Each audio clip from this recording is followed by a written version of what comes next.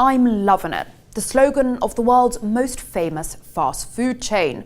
But it seems in the UK, many can't afford to love it. Figures show there are now more food banks in this country than branches of McDonald's. And given the fast food chain can be found on pretty much every corner, that's an awful lot of food banks. For too many people, it's becoming harder and harder to keep their heads above water. We can't shy away from the changes that would make the real difference to end the need for food banks. Going hungry in one of the world's richest countries seems almost unbelievable.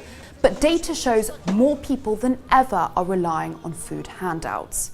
One anti-poverty trust distributed a record number of food parcels this year, up 23% from 2018.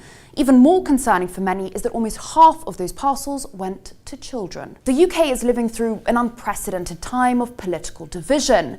This week's general election is being billed as the vote of a generation.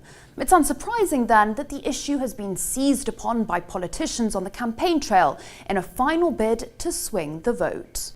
I applaud everybody who gets involved with running food banks, but clearly it is wrong that people should be dependent on them. In the world's sixth richest country, it is a scandal that people are going hungry. Food is a basic human right. But this is just part of a wider plague of spiralling inequality in the country, the full extent of which was exposed by a recent report. To break it down, the UK's 5 richest families are now more wealthy than the poorest 13 million.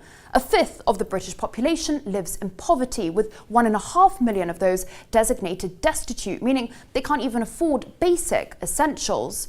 And while that happens, the richest 1% continues to accumulate the same wealth as 80% of the population.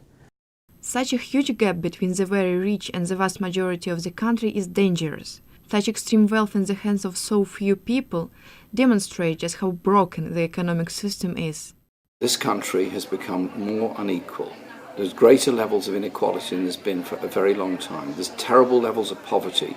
The government says it's not holding back on welfare, and programs like free school meals serve the disadvantaged.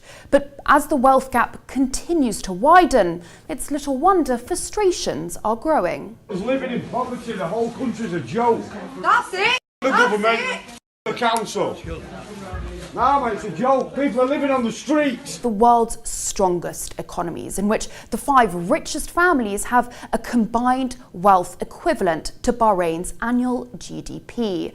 And yet one in which so many are forced to get out their begging bowls just to put food on a plate.